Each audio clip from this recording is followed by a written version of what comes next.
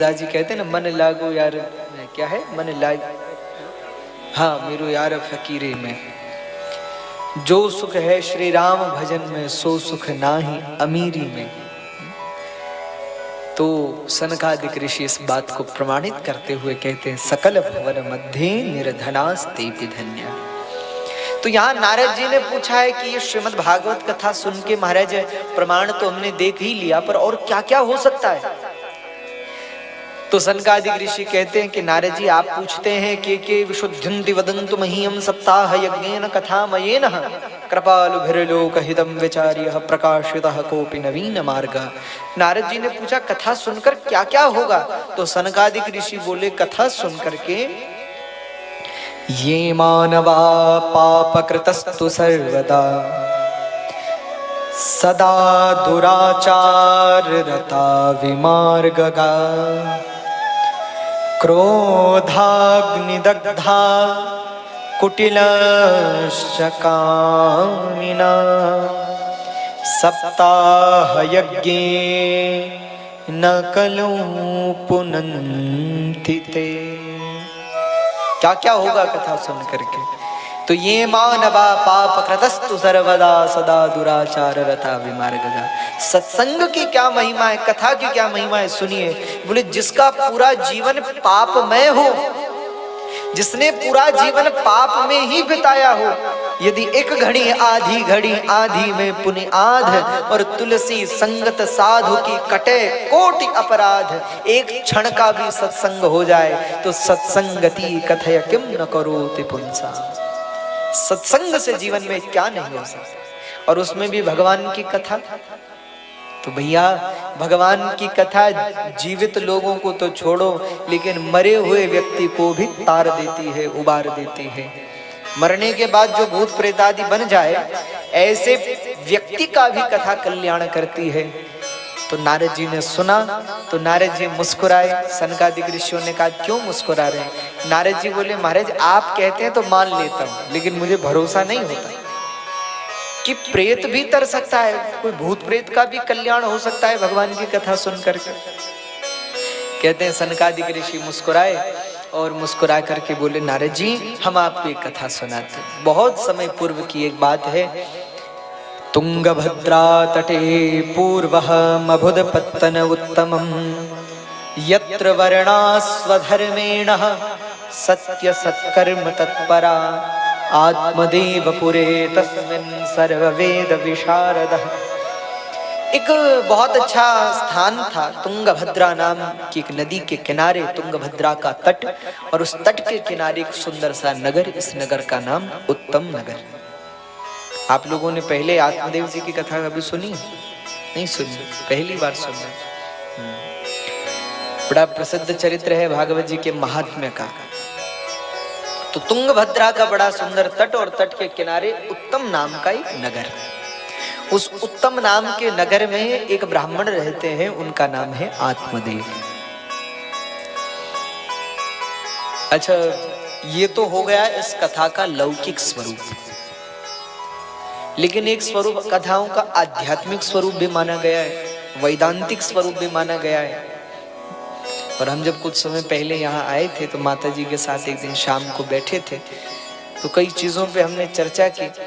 तो माता जी ने भी आज्ञा की कि भाई कथा को थोड़ा सा वैदांतिक स्वरूप दीजिएगा, और हमने भी कहा कि चलो पूर्ण प्रयास अपनी ओर से करेंगे। तो वैदांतिक भाव का अर्थ होता है कि अच्छा, कथाएं केवल लौकिक आधार की नहीं होती, आप उन्हें समझो तो उनमें बहुत गहरा वेदांत भरा पड़ा है।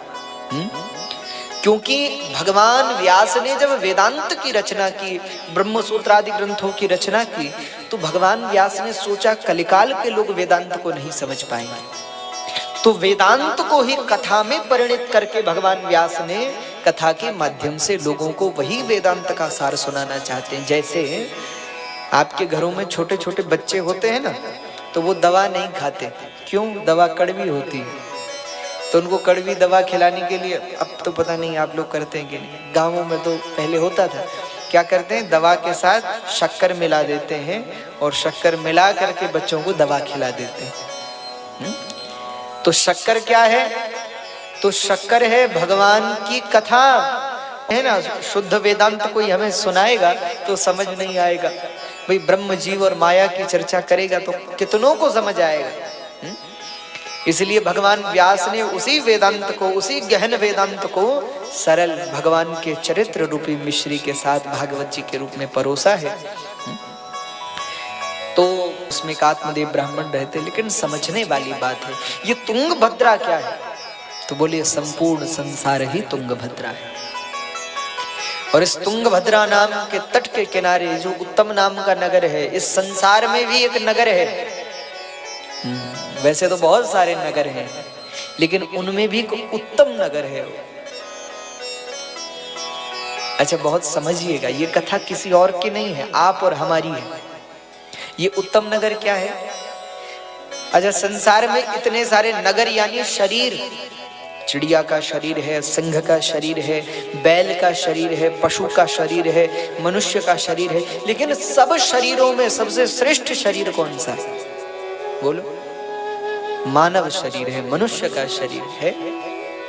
क्योंकि ब्रह्मा जी कह रहे हैं बड़े भाग मानुष तन पावा, सुर दुर्लभ सब ग्रंथ निगावा, साधन धाम मोक्ष कर द्वारा, पाई न जहीं परलोक सवारा। मनुष्य शरीर क्या है? तो उत्तम। अच्छा मनुष्य शरीर ही उत्तम क्यों है? अच्छा आप बताओ मनुष्य के शरीर में विशेषता क्या है, हम आपसे बताएंगे। अच्छा आप बोलो, क्या मनुष्य सबसे ज्यादा शक्तिशाली है? अच्छा मनुष्य सबसे ज्यादा लंबा होता है क्या? मनुष्य से लंबा तो जिराफ हो गया, हाथी है। अच्छा चलो कोई बात नहीं। मनुष्य सबसे छोटा है क्या? मनुष्य से भी छोटे चूहा, चींटी, खटमल, कितने छोटे छोटे जीव जंतु। अच्छा चलो छोड़ो। मनुष्य सबसे तेज दौड़ सकता है क्या? नहीं, मनुष्य से ज्यादा तो कई पशु हैं, चीता बहुत तेज दौड़ता है। तो क्या मनुष्य सबसे धीरे चलता है? बोले नहीं, मनुष्य से भी धीरे कछुआ। तो न तो सबसे आगे ही हम लोग हैं और न सबसे पीछे, न तो आगे न पीछे, तो श्रेष्ठ किस बात के? श्रेष्ठता क्या है मनुष्य शरीर की? तो शास्त्र कहते हैं आहार निद्रा भय सत्वतित्वम सामान्य में तत्पशुभिर्नराणाम। आहार निद्रा भय सत्वतित्वम। देखो भोजन करना हम भी करते हैं, पशु भी करता है। नींद हमें भी आती है, नींद पशु को भी आती है। परिवार हमारा भी होता है और परिवार पशु पक्षियों का भी होता है। तो फिर हम में और उनमें क्या अंतर है, क्या भिन्नता है? तो कहते हैं ज्ञानेन हीना पशुभिर समाना। एक चीज श्रेष्ठ है हम में पशु से। क्या? हम में ज्ञान है, पशु में ज्ञान नहीं है। इसीलिए मनुष्य शरीर को उत्तम कहा गया। और संत कहते हैं ना, तूने अजब रचा भगवान, खिलौना माटी का। सुना है आपने भजन? तूने अजब रचा भगवान, खिलौना माटी का।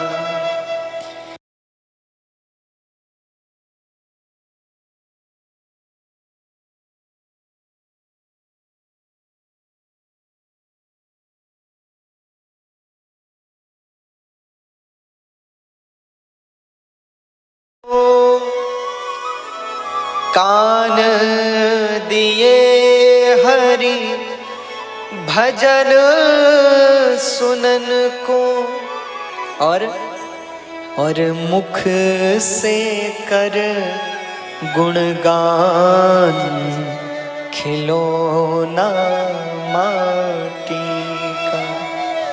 अरे मुख से कर गुणगान, खिलौना माटी का। ये कान दिए हैं, क्यों दिए हैं? भगवान की कथा सुनने के लिए दिए हैं। ये वाणी दी है, किस लिए दी है? बोले हरिनाम लेने के लिए दी है। वाणी गुणानुकथने श्रवणौ कथायां